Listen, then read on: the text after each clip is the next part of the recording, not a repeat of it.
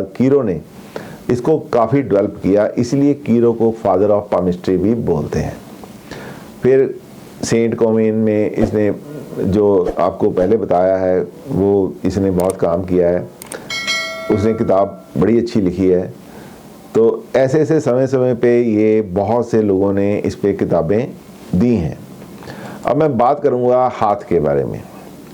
ये हाथ जो है जनरलाइज्ड, लोगों के 6 उंगलियां भी होती हैं, 2 अंगूठे भी होते हैं, लेकिन मैं उनकी बात नहीं अब कर रहा, इंट्रोडक्शन तक सीमित हूँ। मैं आपको बताता हूँ कि एक जो जनरलाइज्ड हैंड है जो 98% लोगों के होता है, 99% लोगों के होता है, वो हाथ होता है कि एक अंगूठा होता है, 4 उंगलियां होती हैं। हम पामिस्ट्री की भाषा में 5 उंगलियों वाला हाथ भी बोल सकते हैं, अंगूठे को भी उंगली ही बोला जाता है। लेकिन जिस समाज में हम रहते हैं या वेस्टर्न वर्ल्ड में जहाँ पे इसकी बहुत ज़्यादा डेवलपमेंट हुई है, उनने इस साइड वाली उंगली को थंब के नाम से जाना है, हम भी इसको थंब बोलेंगे और ये 4 उंगलियों के बारे में हम बोलेंगे। ये इसको थंब बोलते हैं, इसको तर्जनी बोलते हैं, इंडेक्स फिंगर बोलते हैं, इसको माध्यमा बोलते हैं और इसको कनिष्का बोलते हैं, इसको लिटिल फिंगर बोलते हैं। और ये 4 उंगलियां हैं। सबसे ये लिटिल फिंगर होगी, रिंग फिंगर हो गई, माध्यमा हो गई, शनि की उंगली हो गई, बृहस्पति की उंगली हो गई, इंडेक्स फिंगर हो गई, लीडरशिप की उंगली हो गई, कुछ भी आप इसका नाम दे सकते हैं। मैं आपको बड़ी डिटेल में इसको बताऊंगा। आज मैं केवल फास्ट करके आपको इंट्रोड्यूस कर रहा हूँ। उसके बाद इसको थोड़ा सा और बढ़िया बनाने के लिए मैं आपको बताता हूँ कि इसके 2 भाग कर देते हैं हम। इसमें 2 भाग करते हैं। ये आपकी जुपिटर की उंगली है, ये आपकी इंडेक्स फिंगर है, ये आपकी तर्जनी उंगली है। तो इसको इंडेक्स फिंगर क्यों बोला जाता है, इसको थंब बोला जाता है। इसके 2 भाग होते हैं।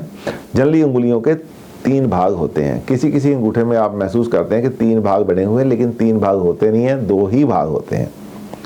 और इस उंगली के जो नीचे बना होता है छोटा सा रिंग, इसको रिंग ऑफ सॉलोमन बोलते हैं। ये जो उंगली है आपकी प्रतिष्ठा की, लीडरशिप की उंगली है।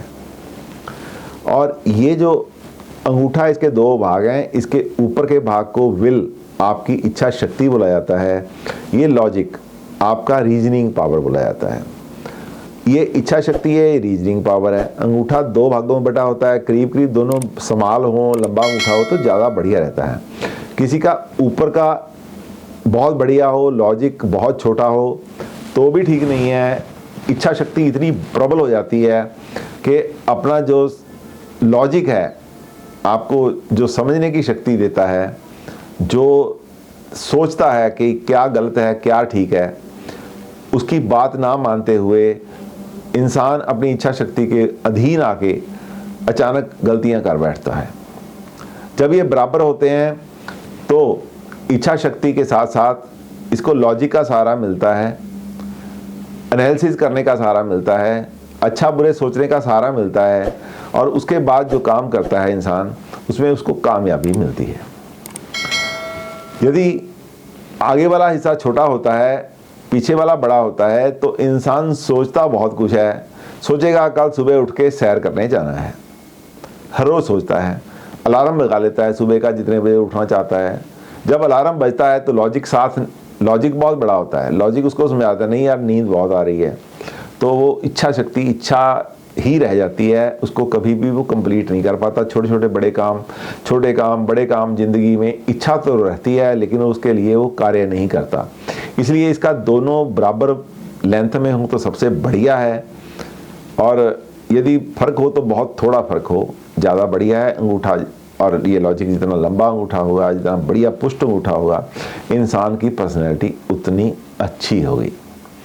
तो उसके बाद ये उंगलियां हैं। इसको पहली उंगली आपने तर्जनी, जुपिटर की उंगली, बृहस्पति की उंगली, इंडेक्स फिंगर वहाँ से देख ली। ये माध्यमा उंगली है, ये सैटर्न की उंगली है, शनि की उंगली है, और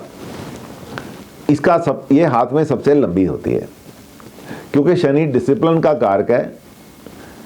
बहुत ही बढ़िया इंसान को टिका के रखता है, डिसिप्लिन इधर उधर नहीं हिलने देता। इस उंगली का सबसे लंबा होना बहुत ज़रूरी है। और इसके साथ ये सन की उंगली है, फिंगर अपोलो भी बोला जाता है इसको। ये आपकी इंटेलिजेंस की, आपकी शो ऑफ की, आपकी पर्सनैलिटी की बहुत देख रेख करती है। आप इसकी एस्थेटिक सेंस आप में कितनी है ये उंगली बताती है। क्योंकि आप देखते हैं ये रिंग फिंगर इसको बोला गया। रिंग फिंगर क्यों बोला गया कि ये इसमें वीनस के और सूर्य के दोनों के गुण होते हैं, इसलिए ये रिंग फिंगर है। एहसास, सम्मान, मान सबको डील करती है। ये सबसे छोटी उंगली लिटिल फिंगर के नाम से मशहूर बुध की उंगली है। आपकी कम्युनिकेशन को डील करती है, आपके स्वभाव की चंचलता को डील करती है, आपकी एक्सप्रेस करने की पावर को डील करती है। और ये देख रहे हैं ग्रिडल ऑफ वीनस, ये बुध की और शनि की उंगली से शुरू होता है, ऐसे चलता चलता ऐसे चलता चलता ये इंडेक्स फिंगर और शनि की उंगली के बीच में ख़त्म होता है। इसके कई फ़ायदे हैं, कई नुकसान हैं। जब ये बिल्कुल ठीक से बना हुआ है, पुष्ट है, तो इसका बहुत बड़ा फ़ायदा है। जब ये टूटा फूटा है तो इंसान को ये काफ़ी ख़राब करता है, करैक्टर को ख़राब करता है, किसी तरीके से ये आपके लिए अच्छा नहीं रहता। उसके बाद बात आती है हथेली की, जो कीरोमेंसी के अंदर आती है। अभी तक हम कीरोगामी में डील कर रहे थे, कीरोमेंसी में ये सब रेखाएं हैं, जिसमें सबसे पहले ये लाइफ लाइन है आपकी। ये लाइफ लाइन रहेगी और मैं इसको ऐसे लेता हूँ।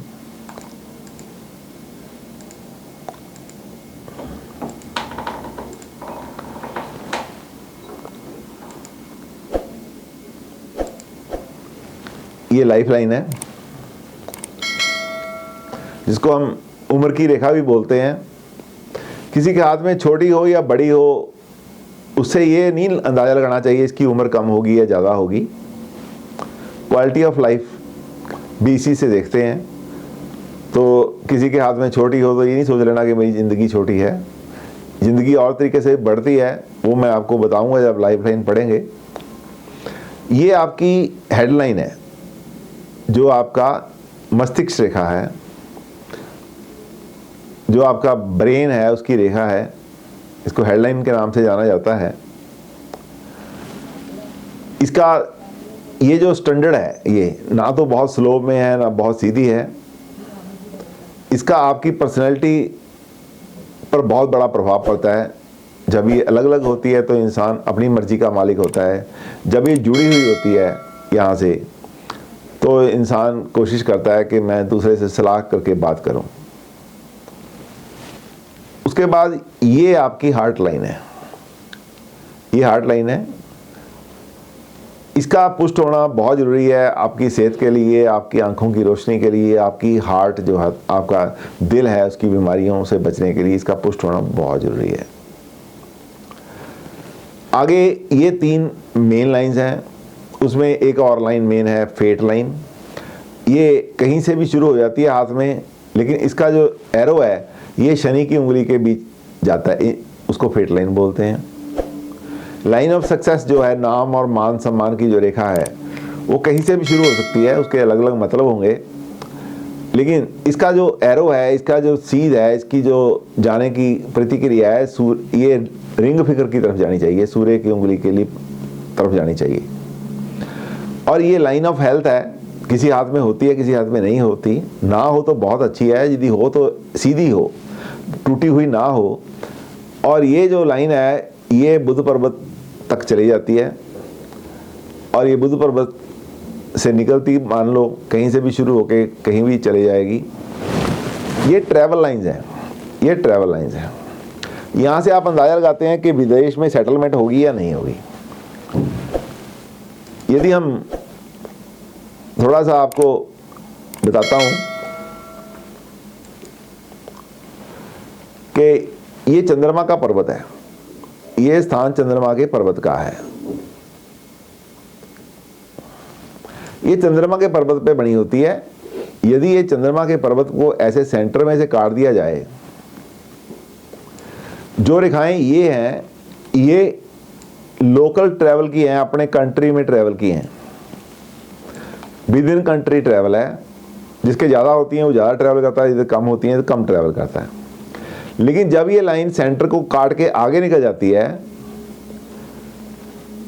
तो विदेश ट्रैवल की संभावना बढ़ जाती है। सेंटर को काट के जब आगे निकल गई तो ये विदेश ट्रैवल की लाइंस हो जाती हैं। हम बोल सकते हैं कि ये जो लाइन आगे निकल गई है, बंदे की ज़िंदगी में विदेश यात्रा लिखी हुई है। लेकिन आपके पास सवाल आता है, क्या ये विदेश में सेटल हो जाएगा?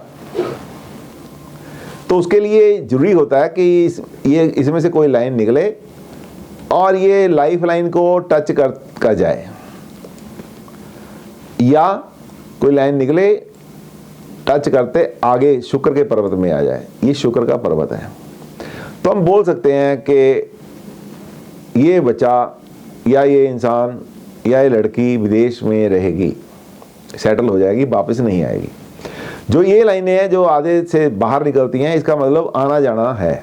ज़्यादा लाइन है ज़्यादा आना जाना है, कम है तो कम ज़्यादा आना जाना है।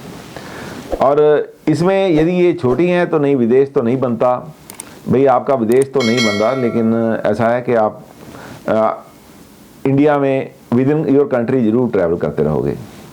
जब ये रेखा कहीं ऐसे निकल जाती है, यहाँ आपको आगे जाती है, ब्रीक हो जाती है, और आपके पास कोई ऐसा इंसान आता है कि ये मैं फ़ौरन चला जाऊँगा, तो आपको देखना चाहिए ये पतली सी आगे बढ़ रही है, धीरे धीरे आगे बढ़ रही है, तो आप बोलते हो ये आपकी आ सकती है भाई, ये आ सकती है विदेश, उड़ने मिलने वाली है। आपको अंदाज़ा हो जाएगा जब आपको प्रैक्टिस होगी कब तक मिल जाएगी।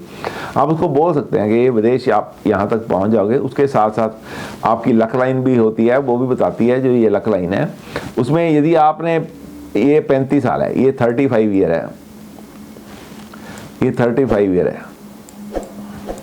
यदि सपोज करो आपने 35 साल में जाना है, तो ये रेखा यहाँ से सीधी ना जाके यहाँ से जाएगी। ये बोलती है चेंज ऑफ प्लेस, आपको चेंज ऑफ रेजिडेंस बोलती है ऐसी रेखा। तो आप बोलेंगे कि हाँ, आप बोलेंगे भाग्य उदय होगा बाहर जाके। यदि ये लाइन जो गई है नहीं बदली है, यदि ये पुष्ट है तो आपका भाग्य उदय होगा। यदि ये लाइन ऐसी है, कहीं ब्रीक ऐसी टूटी फूटी है या ऐसे बिगड़ गई है, बीच में क्रॉस है, तो बाद में सीधी होती है, तो आप बोलेंगे पहले पहले संघर्ष है, अभी बाद में तो आपका सेटलमेंट 100% हो जाएगा। तो ये ऐसे एक दूसरे के साथ जोड़ के भविष्यवाणी की जा सकती है, बड़ी अच्छी भविष्यवाणी हो जाती है, कोई घबराने की जरूरत नहीं होती। ये लाइंस ऑफ मैरिज हैं, मोटा मोटा बताता हूँ, आज इंट्रोडक्शन है। ये लाइंस हैं, इसको हम अपनी देश काल पात्र के हिसाब से, जैसे हम पंजाब में रहते हैं तो यहाँ पे लड़कियों की शादी 20-21 साल के बाद किसी समय भी कर देते हैं। जो जिस लड़की की शादी 30 साल तक नहीं होती, उसके माँ बाप को फिक्र हो जाता है। तो यहाँ पे क्या करेंगे, हम इसको 40 साल रख देंगे, इसको 40 बोल देंगे, और ये जो है इसको हम बोल देंगे 20। शादी की रेखा है। तो किसी की यहाँ शादी है तो आप इसके हिस्से कर दो, ये 30 हो गया, 30 हो गया। तो ये किसी की यहाँ है तो आप बोल दो 24-25 साल में हो जाएगी, किसी की यहाँ है तो 35 साल में हो जाएगी, यदि किसी की यहाँ है तो 28 साल में हो जाएगी। इस तरीके से हम शादी का बारे में बता सकते हैं। तो यहाँ पे बहुत अच्छी बात है, किसी की नो मैरिज देखनी हो तो बहुत आराम से देखी जा सकती है।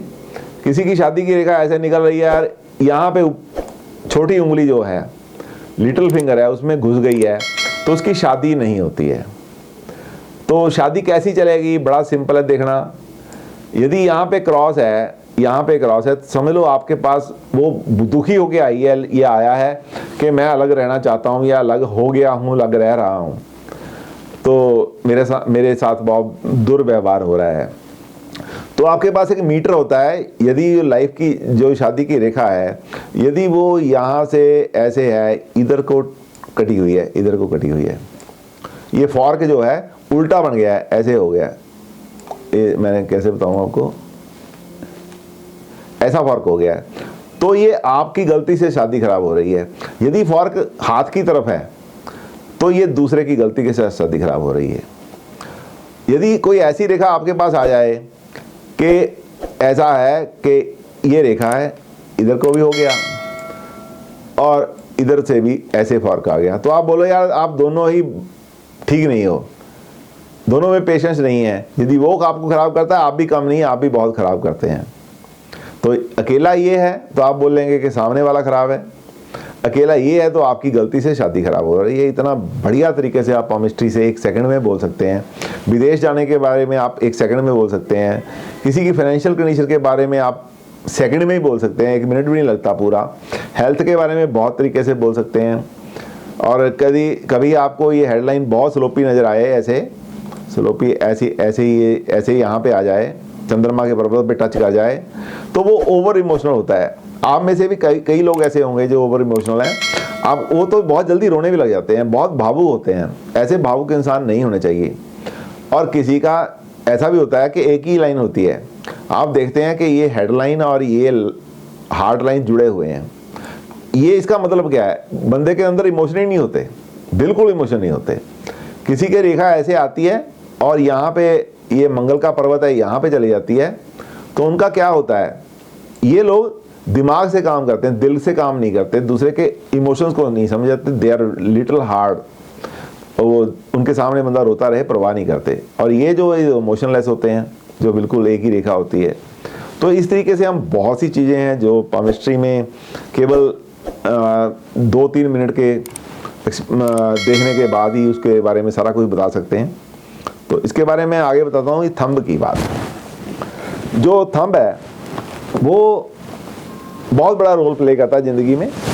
आपकी पर्सनैलिटी का 25% तो थंब में ही है। यहाँ से थंब को देखने के बाद आप बहुत कुछ व्यक्ति के बारे में बता सकते हैं। वो क्या है? थंब की पोजीशन। सबसे पहले थंब की पोजीशन देखेंगे। ये आपकी उंगली में कहाँ लगा हुआ है?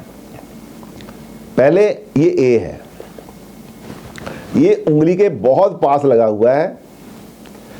ये अच्छा नहीं है। ये लोग दिमागी तौर से थोड़े इडियट होते हैं। और ये जो थंब इतना पास हो और इल शेप्ड हो, जनरली जब मेंटली थोड़े डिस्टर्ब होते हैं, इडियट होते हैं, बेवकूफ़ इंसान होते हैं, उनका ये ऐसा होता है। अब उसके बाद ये भी थंब नीचे नहीं है, ये भी काफ़ी ऊंचा ही माना जाएगा, बी बड़ा। ये अपने दूसरे की बात जनरली नहीं मानते, मनी मैटर्स में बहुत कमीने होते हैं। फिर आता है ये 90 डिग्री का एंगल। ये देखो, ये उंगली का और इस उंगली का ये 90 डिग्री का एंगल है। 90 डिग्री का जो ये 90 डिग्री का एंगल है, बिल्कुल डिसिप्लिन्ड हैंड है, जैसा होना चाहिए। ना तो ये फजूल खर्चे हैं और ना ही ये किसी का पैसा मारेंगे, ना ये मीन है, ना कंजूस है। जैसा होना चाहिए वैसा है। और ये इसका एक और बात होती है, कई बार ये यहाँ से जाके ना ऐसे 90 डिग्री से भी ऊपर का हाथ खुल जाता है इंसान का, ये ऐसे लगा होता है। जो ये एंगल है ये 100 डिग्री से ऊपर 100 प्लस होता है।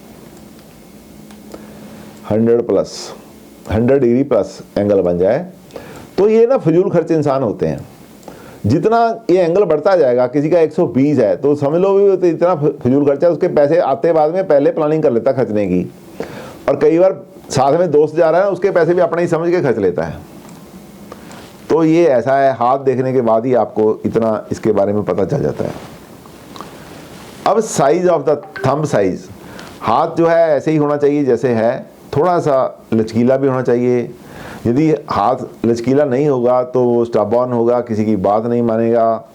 बहुत लंबा भी नहीं होना चाहिए, ठीक बहुत नॉर्मल सा होना चाहिए हाथ। और उसमें मिक्स एक्शन होते हैं, ऊपर का और नीचे वाला भाग करीब बराबर का होना चाहिए। ये बड़ा आइडियल सा हैंड है।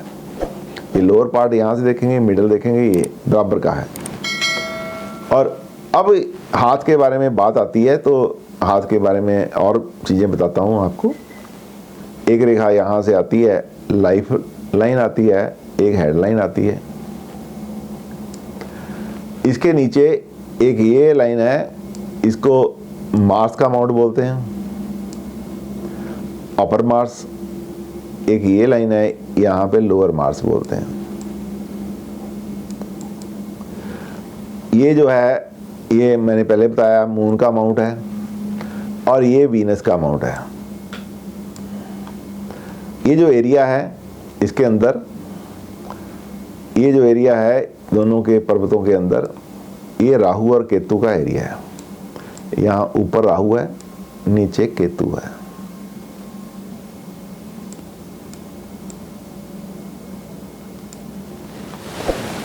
तो ये छोटी छोटी कैलकुलेशन थी, थोड़ा थोड़ा हाथ के बारे में आपको बताया गया था, क्या पढ़ाना है वो सिलेबस आपके साथ डिस्कस किया है। तो आज हाथ पढ़ाया है। आशा करता हूँ कि आज का ये इंट्रोडक्शन टू पामिस्ट्री आपको समझ आया होगा, अच्छा लगा होगा। यदि आपको अच्छा लगा तो ज्वाइन कीजिए और ये वीडियो आगे भी देखने के लिए शेयर कीजिए, सब्सक्राइब कीजिए, लाइक कीजिए। Thank you very much.